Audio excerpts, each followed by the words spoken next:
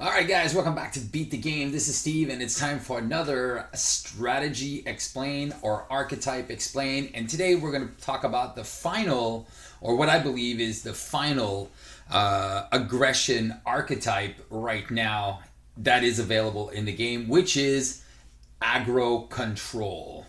Now, what is aggro control? What does that mean? So this is aggro control means that you're going to be using the aggressive card pool to keep control of mostly 90% of what's happening. So even if the villain schemes a lot, you're good. Even if the villain attacks a lot, you're good.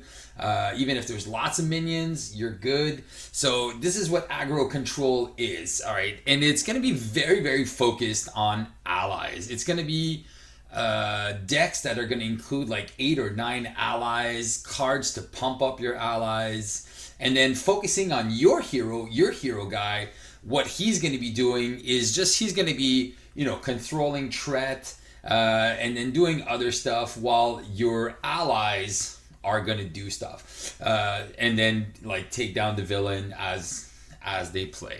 So if you want to see more after this, I'm going to do a couple of playthroughs using the different heroes, so you guys can kind of see what aggro control looks like in a solo play and maybe in a multiplayer game. I'll see if Brant wants to join me again for an aggro control deck.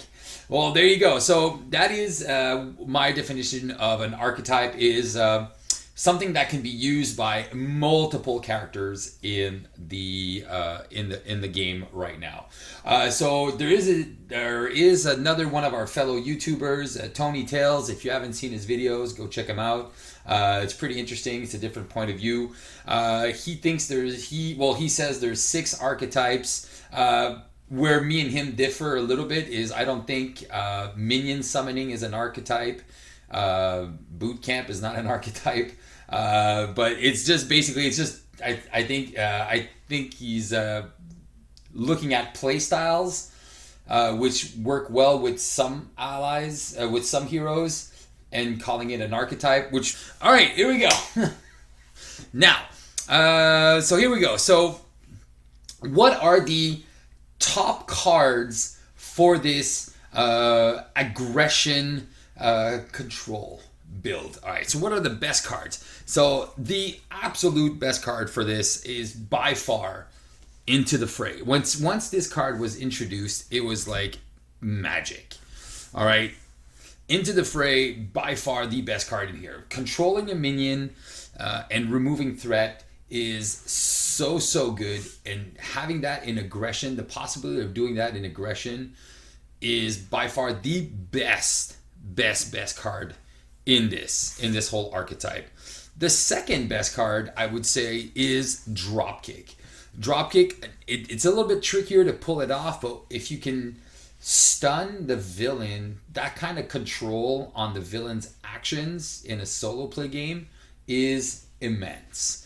So it gives you like, okay, I'll stay in hero form. I got threat under control. It's not going up by too much. The villain's not even attacking me. And the bonus, you can draw a card. So that's a lot of control with the Dropkick. The next one I like as well. Again, what is control? Keeping control of threat while you deal damage. So the next best card for this strategy is you'll pay for that. You are going to be taking damage. If you have a higher health pool of a hero, well, this is a way to, use that health pool as a resource, and you'll pay for that is a great one. You can remove up to 5 threat for 1 resource in aggression. It's super solid. The next one I really like as well is, again, as you can notice, there's not a lot of damage cards, right? It's more threat removal cards. Looking for trouble. And looking trouble, again, is you discard cards until you find a minion, you put into play, engage with you, and you remove 3 threat from the main scheme. Again, controlling that main scheme, that type of control, is extremely important while you deal damage, while you build your board.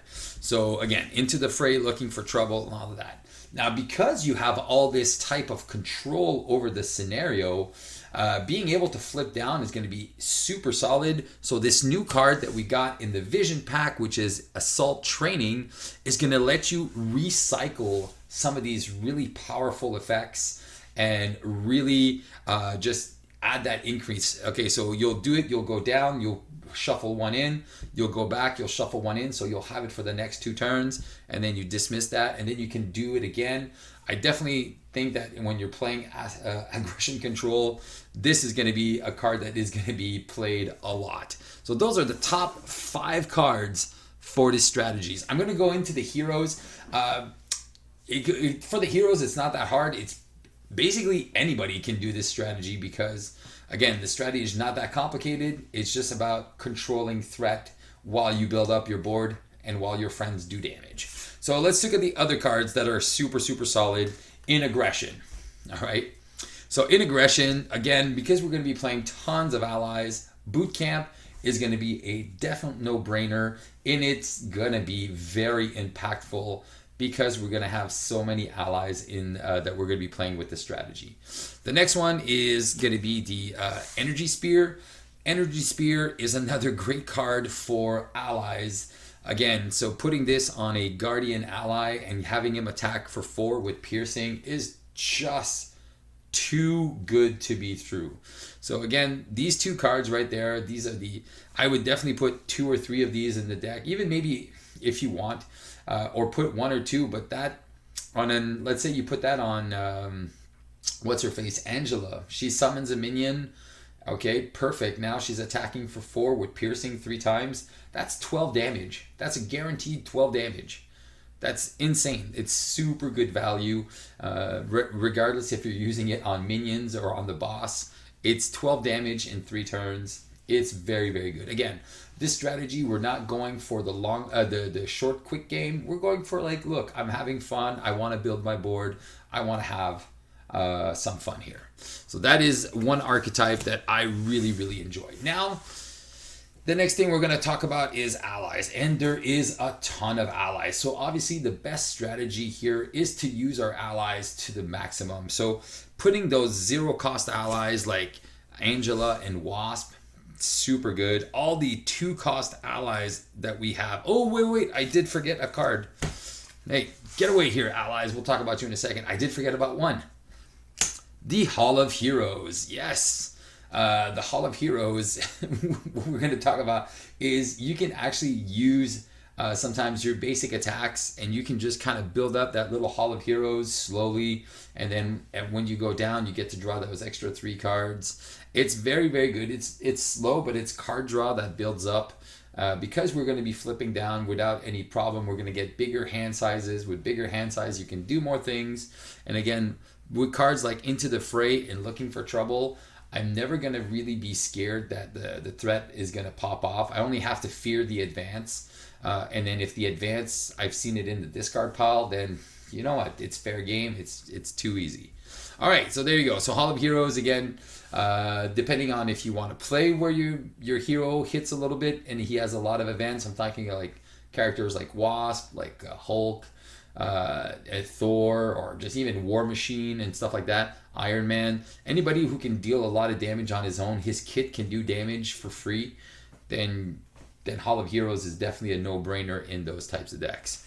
All right, and then like I'll say all the allies, Wasp thing, all the Avengers and Guardians, all the 2-cost, Spider-Girl, Bug, Marvel Boy, Throg from the Valkyrie pack is so helpful, and Hulk. So all these super cheap allies, they come in for free. They can deal some damage. Throg, if there's a minion, again, combo with the Looking for Trouble and Throg, he comes in, he gets a tough, he can absorb one of the attacks of the boss, and then you can do some stuff and chill. Hulk is, again, depending on how you're going to build your deck, mostly Hulk is just a great blocker who can absorb sometimes 1, 2, and if you're lucky, 3 bosses' attacks. So it can be really, really solid here for Hulk, or even like 3 minions attacks or 4 minion attacks. So you can really use Hulk like in different ways here to really make him shine. So those are for the 2-cost allies here. I think the best 3-cost allies, again, there is a few. Thor right now is just so good. Thor with an enraged, and if you can find ways to heal him, it's just broken, because you can just kill every minion in front of you by spending a lightning resource. And if you're a guardian character, I think if you haven't seen that in the game where we played versus Expert 2 Thanos, I asked Brian, why don't you build up Thor? And when Thor is hitting for 7 and can just use one lightning resource and clear the board, he was playing it with Doctor Strange, so giving him Thor tough status cards. It was really good. I keep dropping my cards as I'm talking.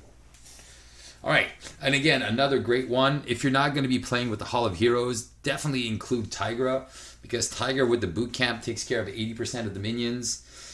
Brawn, again, threat control with an ally. So again, he attacks for 1, removes a threat. It's, again, super control-y, and it's a threat from any scheme, so that's really good. So it can help clear out those side schemes, because between Into the Fray and Looking for Trouble, I'm pretty sure we got the main scheme covered. The only thing that we might be in trouble with is with the side schemes. But if we're having like You'll Pay for That and cards like Brawn, it's just so good. And finally, the last 3 cost is Valkyrie. Again, she can come in and just nuke one of those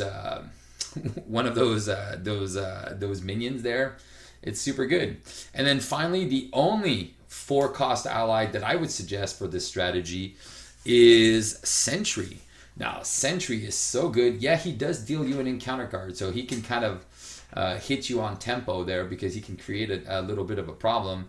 But having Sentry come in with 5 hit points, he can thwart for 10 before he goes away. He can deal 15 damage before he goes away. Sentry's just a no-brainer for me. He's just so good. And I don't utilize him as well, because I kind of shied away from this Avengers or just aggro control, just trying to find new ways to play, new strategies. But this archetype is just so solid. It's very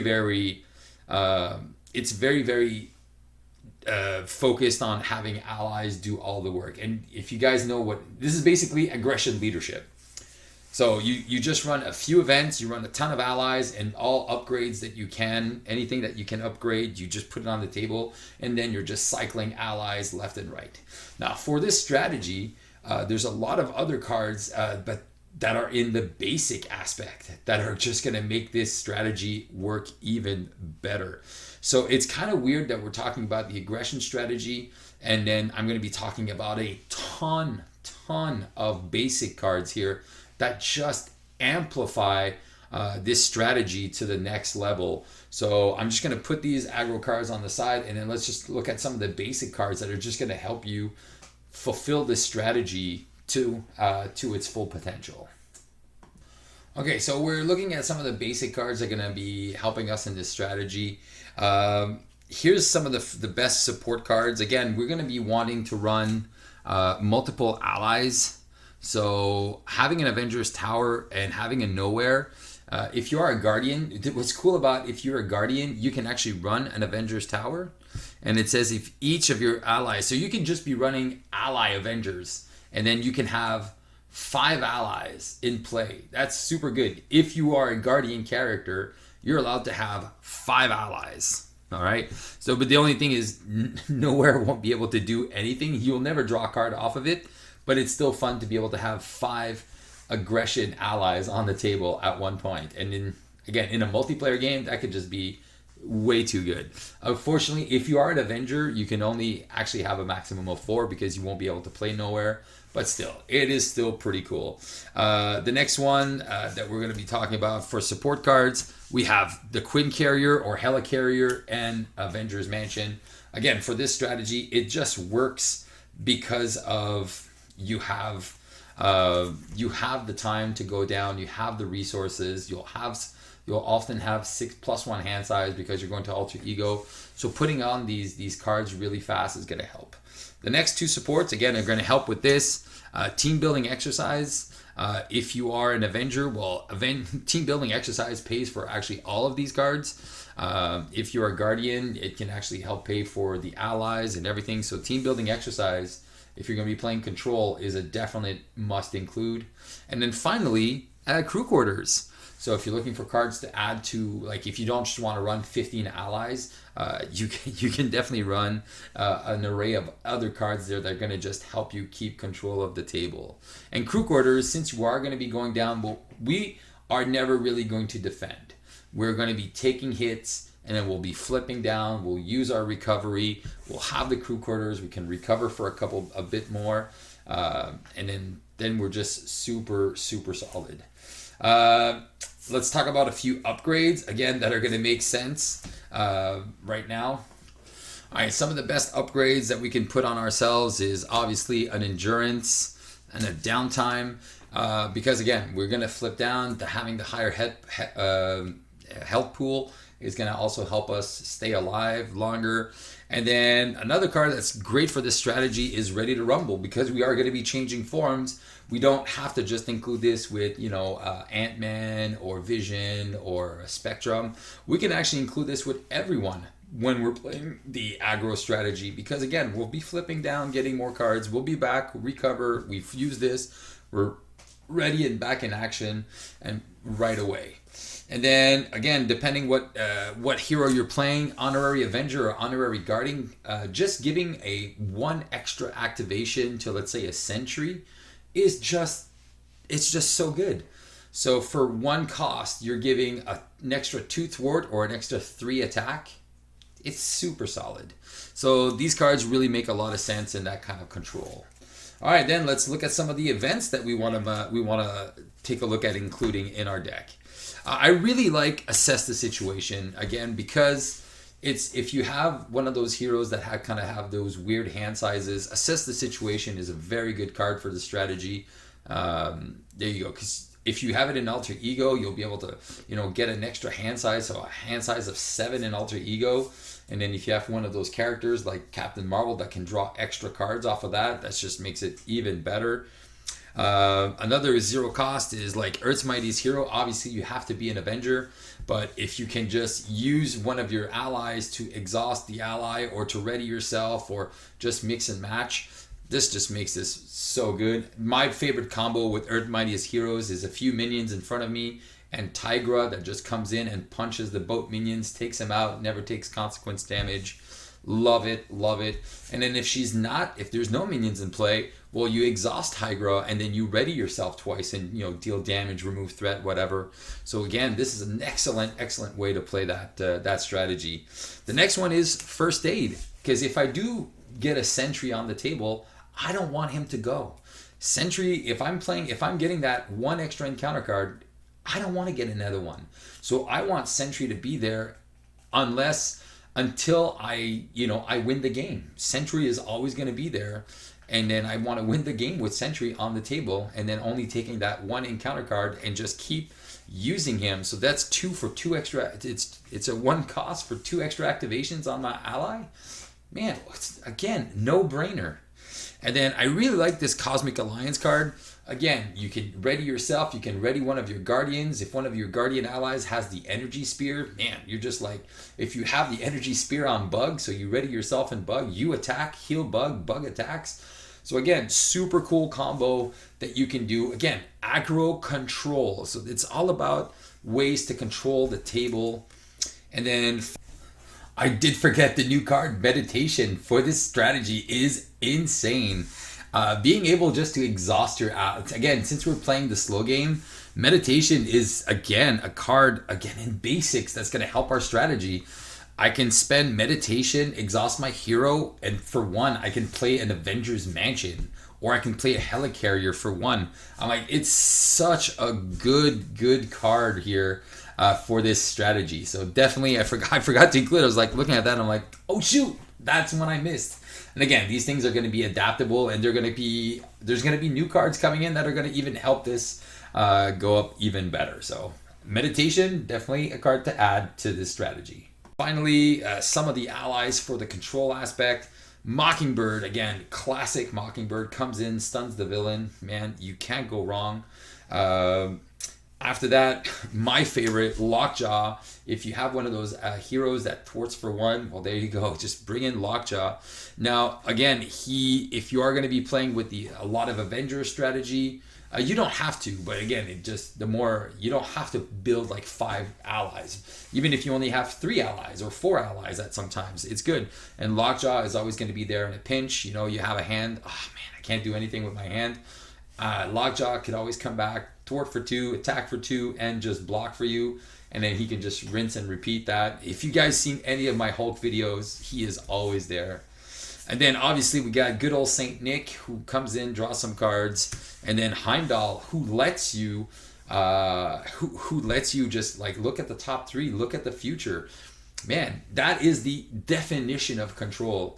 I know a lot of people don't play Heimdall, but once you have Heimdall come into play and you know what's going to happen, and you can discard one of those 3 cards, and if it's one of those, like I get all the time, Shadows of the Past, you will love Heimdall, because then you like, man, this was great. I was going to be in trouble. He was going to advance. I got rid of that. He was going to get that mean card.